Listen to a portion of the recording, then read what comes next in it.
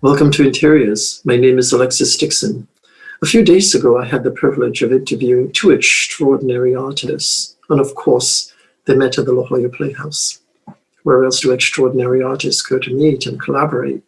As you know, the La Jolla Playhouse has sent more plays to Broadway than any other theater in the world. And so we're fortunate to have this amazing theater in our backyard and many other community theaters throughout San Diego. Shammy Dee, yes, I said Shammy Dee, is a DJ in LA who has performed with the likes of Mary J. Blige, Michael Bublé, has performed for the Kardashians, Dior, Burberry, Jimmy Choo, of course, and many others. Shammy is also a director, producer, and a coveted DJ in LA. Alyce Smith Cooper, born in Santa Barbara, raised in Riverside, is an extraordinary poet, performance artist, and writer. She has performed in theaters across America, including the Old Globe and, of course, the La Jolla Playhouse, to name just a few. These two met, as I mentioned earlier, at the La Jolla Playhouse and created a body of work that is simply mesmerizing, spitting truth to power while light leaping for the people. Try saying that 3 times. Spitting truth to power while light leaping for the people. It is compelling. Ladies and gentlemen, meet Shammy Dee and Alyce Smith Cooper. The wicked man shall fall when all the righteous men stand tall. Make them know them can't run and hide.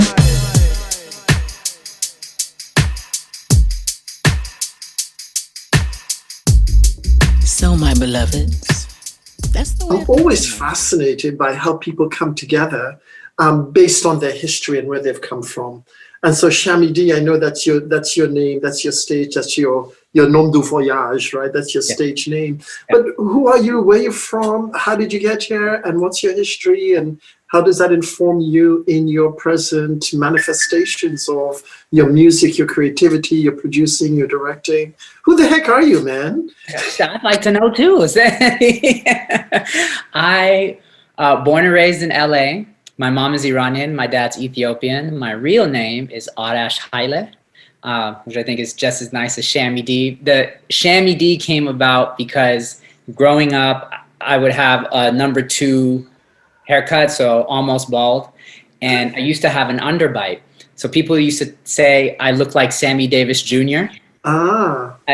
All the time. I remember I was in like a school fundraiser at McDonald's and I'm standing by the door and this older white woman comes walking out. She's like, "You look just like Sammy Davis Jr." I was like, "Thanks, lady. He's a handsome guy." So and amazingly talented. Yeah, super talented. Yeah. And so it was a nickname that was given to me when I was working at a record store. Interesting. And I think growing up as mixed cultures, like I would hear, we go to my mom's friends' houses or, family, and they'd be partying with Iranian music. Wow. And then my dad would be listening to Ethiopian music. Or I remember when his dad came and stayed with us for a while, like they'd be blasting old Ethiopian songs. So I can remember melodies of that. And then I just had this interest in music. So I went like going through my dad's record collection, basically stole it. Let's be real about what happened. And when I was like getting my DJ equipment together in high school, and just I was listening, they wouldn't let me listen to hip hop early on. So that opened the door for jazz music, classical music. My dad used to love Paul Simon. So I got watching the Graceland VHS tape, his concert in South Africa. Nice. Hugh Masekela, Miriam Makeba, Lady Smith Black Mambazo. So I was absorbed in all these different worlds of music. And then I get introduced to hip hop in junior high, high school, and then off from there. So I just think I had this ear for different and interesting sounds growing up. Alyce, listening to this, how does this intersect with your story of childhood and coming into your own womanhood and personhood. Is there any connection between Shammy's experience as a young boy growing up and yours? Is there a connection there, or is it quite different? Not really. There's not a whole lot of connection. I grew up in a small Southern California town that was basically segregated.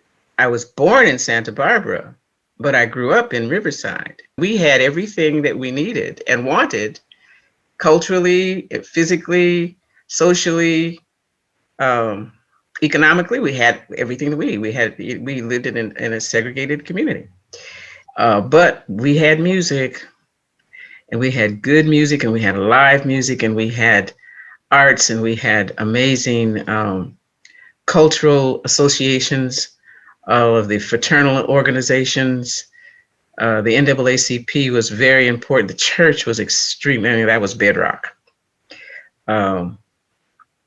So, yeah, I grew up with all of those influences and an amazing community of elders who did not find it robbery to point out the children in the community that they felt had promise and support us, irrespective of our behavior when we got to be teenagers. Oh dear. Okay, so I was an only child. I had to entertain myself. Never knew that. Yeah, and so I scribbled things. I just scribbled, and I had little books that I scribbled things in, and that was the poetry. I didn't know it was poetry, and it's I've never studied to know that I was writing poetry. I mean, I studied, I had Shakespeare and all that. I knew I wasn't writing no sonnets, I wasn't doing no rhyming couplets. So the La Jolla Playhouse is known for many, many things. It's one of the, I think both of you, that La Jolla Playhouse has sent more plays to Broadway than any other theater in the world, except I think a theater in London. So the fact that you two met there speaks to the DNA of the La Jolla Playhouse. How did you guys meet? I mean, you're from LA, you're a DJ, you're 37, you meet this brilliant poet laureate. What happened to the Playhouse that doesn't happen anywhere else? Jacole Kitchen, Christopher Ashley, the Playhouse Leadership Council. Those are the connecting things. And then Shammy Dee, you're no stranger at the Playhouse at all. No. So I've been the house DJ for the Playhouse for over a decade. So I would do their opening nights, or the majority of their opening nights for their bigger shows or musicals, and basically was a somewhat unexpected fixture for their opening nights, because I didn't expect to be there that long. But that's how that came about. Well, that's how my connection with the Playhouse basically lives. And so how did this connection happen? I mean, you've been with the Playhouse for a while. I know I was on the council with you for a number of years, Alyce. And so what was the moment when you two not only looked at each other and say, let's do it, but what led up to that? And what did you do? Well, I can speak to that. I was there. Shammy D was in LA, Hollywood, doing what he does, and COVID hit. And so we couldn't do our Playhouse council meetings together. We were, for the very first time, on a Zoom meeting, and everyone was there because everyone was, was bereft. What are we going to do? The amazing play Fly, they had to close it before it completed its run. And here we were meeting in the Leadership Council, and Christopher Ashley was saying, we're open. Give us some ideas. You're our council. And I had come to the situation with a lot of grief. My mother had just passed away, and I wasn't feeling it. Things were closing down. I couldn't communicate with the younger people in my family. It just felt like I was out there on a life raft by myself. But it wasn't. Here I was at this meeting. And so what bubbled up out of me was, there just doesn't seem to be enough intergenerational conversations going on. I was speaking from my heart, but I still saw, in the general community what I was talking about. And so people started to talk about that, and then we ended the meeting. And then about 4 or 5 days later, Jacole Kitchen, who is the artistic angel, she's got other titles, but she casts for them. She does all kinds of amazing things for them. She's an amazing young woman. She calls me up and she says, we'd like to do an intergenerational project. We don't know exactly what it is, but we've got Shammy D and we've got you, and let's see what we can do. So consequently, we got on a Zoom call a few weeks later, and we started talking. So that was probably early April. I think I'm right about that.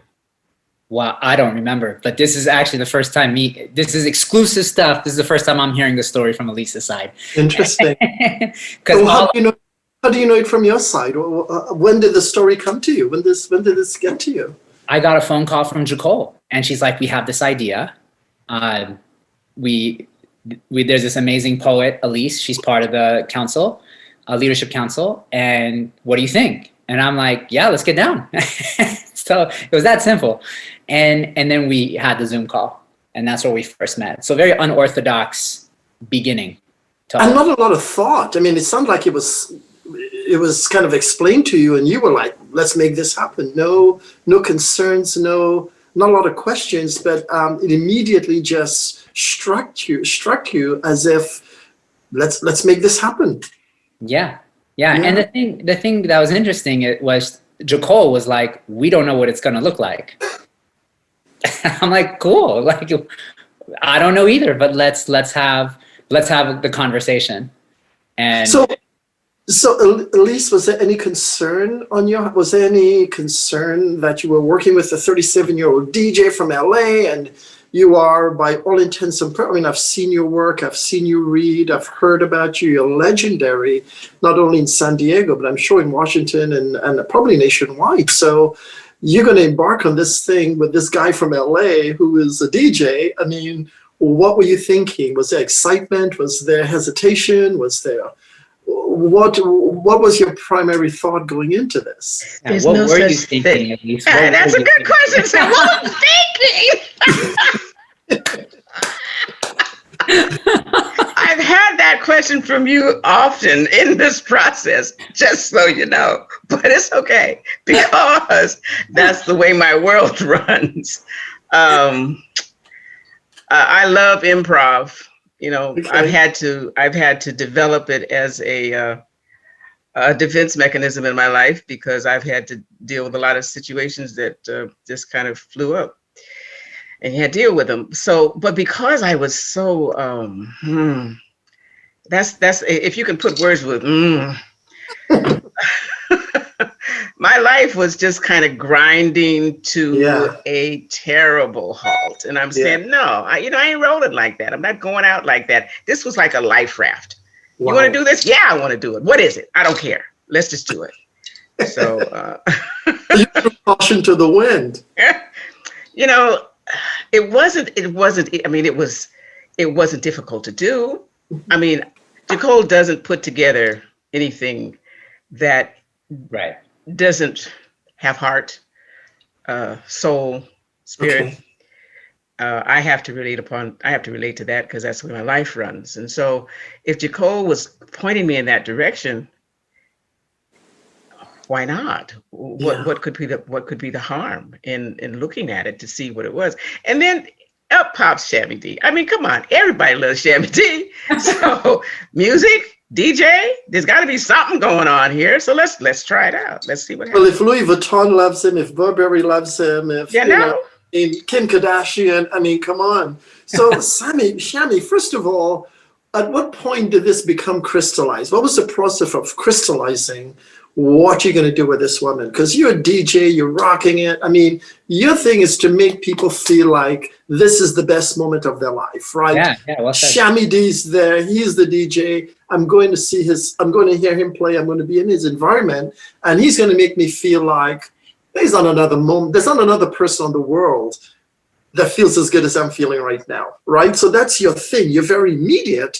And then you're working with a woman whose poetry is very serious and very insightful and carries weight and texture and history and culture. So tell me the moment when these two universes crystallize into the video that everybody's going to see at some point, because those are two different worlds coming together. Yeah, they don't coexist on the dance floor. Like, it's until now.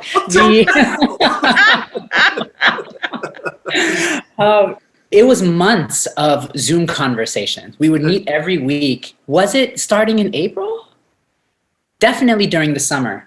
And it was such a long process. It felt like such a long process to me, just because there was so much just emotion, heart, energy put into it on both of our ends, that it just feels like such a huge part of what 2020 is for at least myself.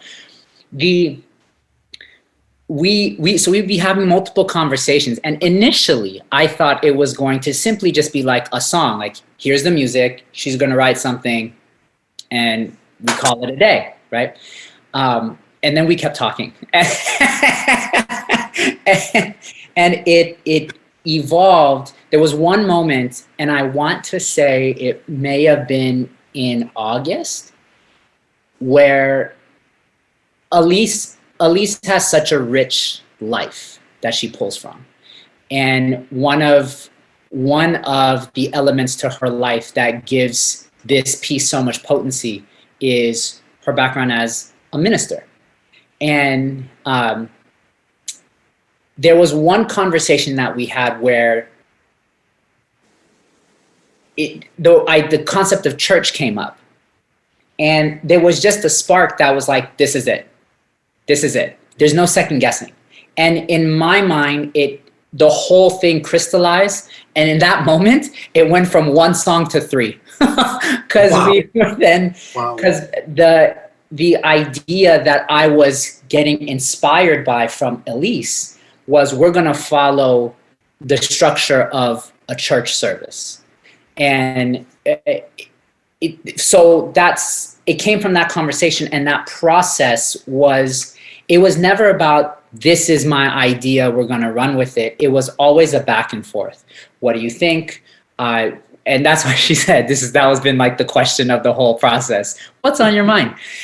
She would share, and then I would share, or I would get inspired by an idea. I'd bring it to the table. She would take that idea, she would take that concept, bring a different idea, and it'd just be this consistent exchange throughout the whole process. The biggest question was, how do I keep Alyce relevant? Because let's think about that for a moment. And maybe I'm like jumping ahead, but this question brings that up for me, because how many young people want to listen to the elders? How many young people want to listen to their grandparents' advice? Good advice can lead you in some good directions, but are we listening? Right? So how do you package that in such a way that it makes my generation, people younger than me, want to say, what's going on here? When we stopped and thought about it, we knew that music would make a difference. We knew that poetry would make a difference. And in my mind's eye, because I had been wanting to do something like this for a long time, and it was playing around back here, I wanted there to be images. I wanted there to be visual art. In this instance, it happens to be photography. So we were finally able to ease those kinds of things in, just kind of get past the idea that this could be my grandmother that I'm talking to, but it ain't. Yeah. She might have some wisdom that I need to accept, but I don't want to. This is an artistic experience, but dang, why do I have to do it this way? Or what if I did it that way? Hey, there's a similarity here. There's some themes that run through here. What if we grab hold of this thread and see what happens? And then you grab hold of the thread and you find out it's a fuse, and at the other end of the fuse is a stick of dynamite. So what happens with the explosion? So that's my poetic reference. You know, what I love about that is the juxtaposition or the intersection of wisdom and the dance floor, right? Because Shammy, what you said is, how do I make her words, because it's necessary to hear it, it's wise, it's something that even a young generation would want to hear, but how do I package it so they will want to hear it, right? So it's a little bit like the intersection between wisdom, right, and the dance floor, right? And how do we get wisdom on a dance floor and create what Alyce calls an explosion where everybody wants to not only listen to it, but want to listen to it again and again and again and delight in it, right? And so how did you do that as a producer, director, and as a person who had to create a multimedia, multimedia presentation to this intersection? That was the main thing so it's in 3 parts, right? There's sermon, communion, fellowship. Sermon in particular, because that was the first song, and that had the most, all the songs have its own level of potency, but if we're talking like Stick of Dynamite, it's in sermon. The question was, what can I do to support her text and not overtake it? So I remember telling her, I said, I'm going to change the music, and I'm going to add 808s underneath what you're doing. And she's like, 808s? I was like, it's like a bass line. I got you. And she's like, okay, right? She's very, very, I trust what you're going to do with this. So I just went through different iterations until I found something that is fairly contemporary, but not anything that would be so contemporary that my mom wouldn't listen to it, or someone else, anybody older than my generation would be like, I can't attach myself to this because it sounds too dissonant from something that I would like or normally listen to. The beautiful thing that because it's in 3 parts, it gave me the flexibility to do other things with the music. So it's not that same texture throughout the piece. With the video, the big thing was, what's the most important thing contextually for the intergenerational project? And so we agreed where, once we had an idea of what the locations would be, and we had an idea of what the concepts would be for each video, then it was really about weaving in what these narratives were in each story and with each video. And in sermon in particular, it was about how are we coming together? What does the intergenerational connection look like?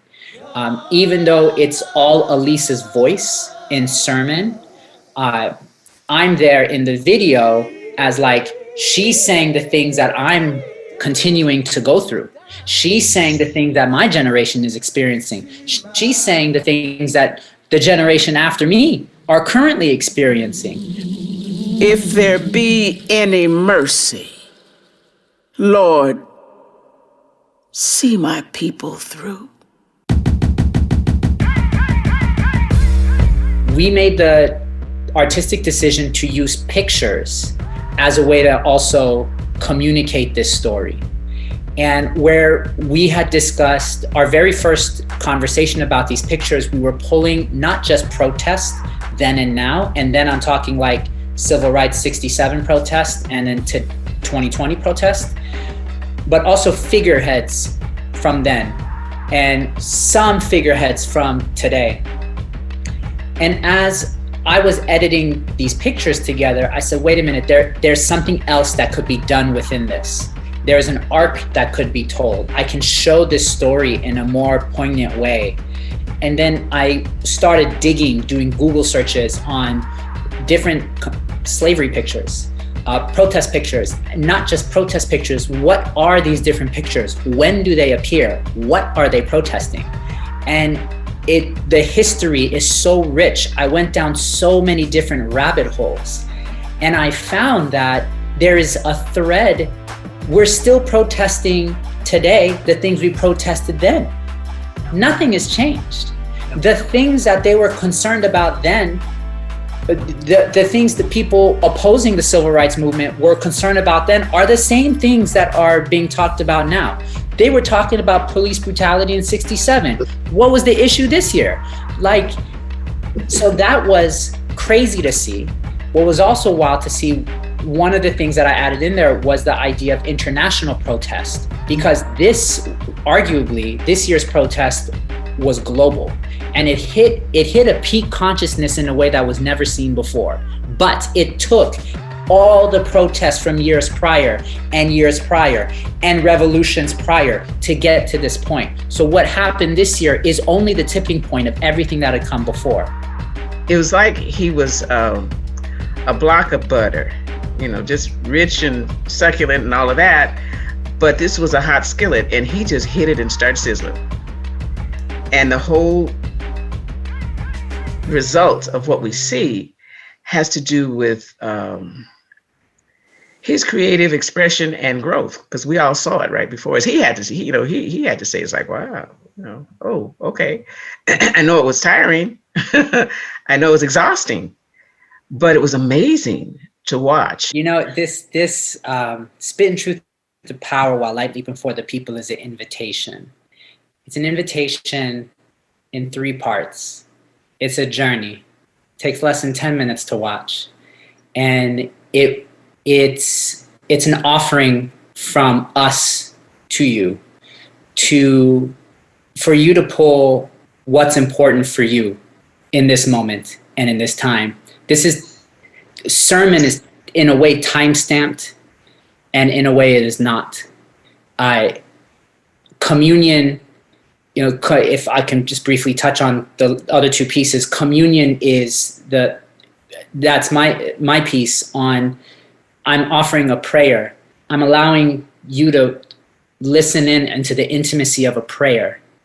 Sacred space, communion, sacred space. And fellowship is how we come together. The music suggested by Alyce, she's like, I need to hear some reggae. I'm like, reggae it is. So we got a little Irie vibes up in there.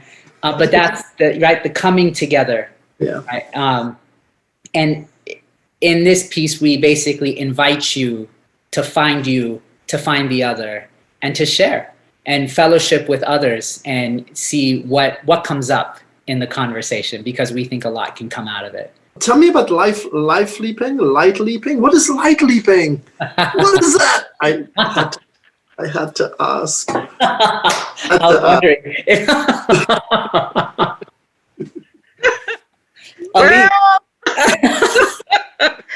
Light leaping is what you do when you don't know what else to do, and your heart is telling you got to do something to address the inequities that you experience or the discord that you see in our society today.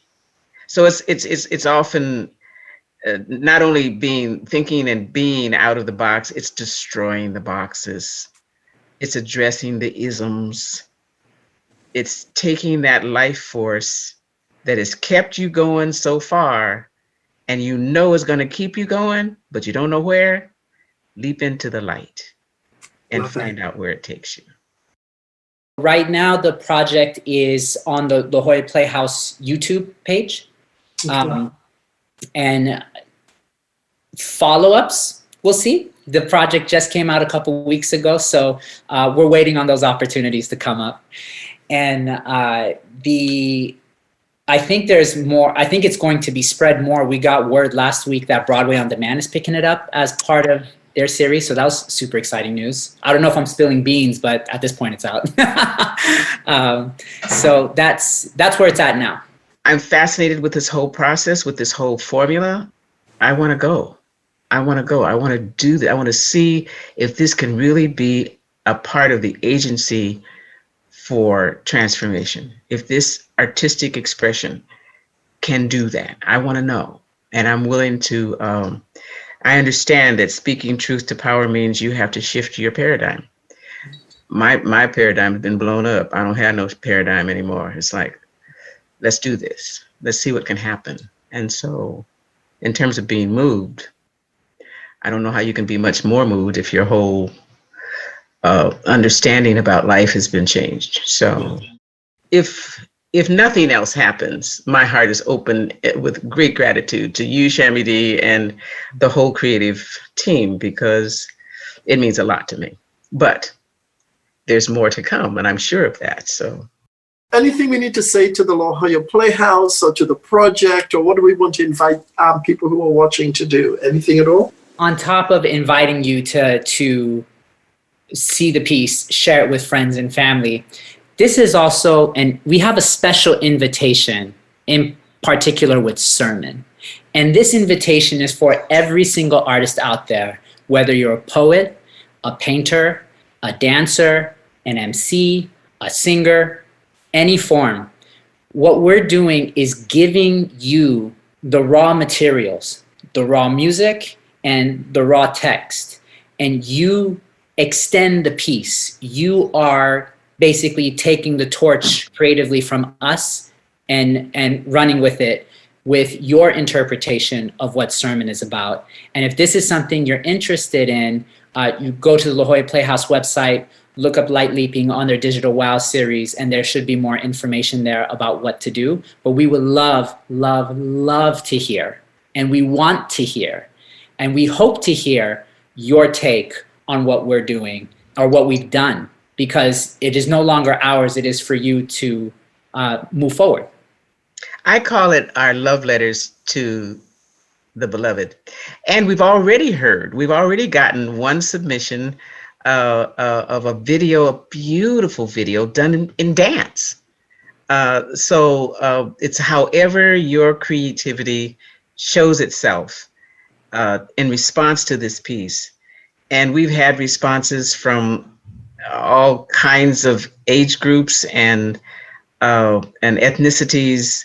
So do not feel constrained. And my hope is that we will get the feedback from the heart of the people. So thank you so much, Shammy D. That's nice. And so one more thing, if you are watching and maybe you don't consider yourself an artist, but you know someone who is, pass it along. Thank you, La Jolla Playhouse. Thank you, Alyce Smith Cooper. Thank you, Shammy D, for what you give. Looking forward to more creative works from you guys. And ladies and gentlemen, thank you for watching. Interiors is on Bellevue TV. This will be on YouTube shortly. You'll see it on Facebook first, but it will be on YouTube to share with your friends. Go out, create, innovate. Differences are just constructions that get in the way of love and the invitation to joy. So go out and be joyous. Thank you.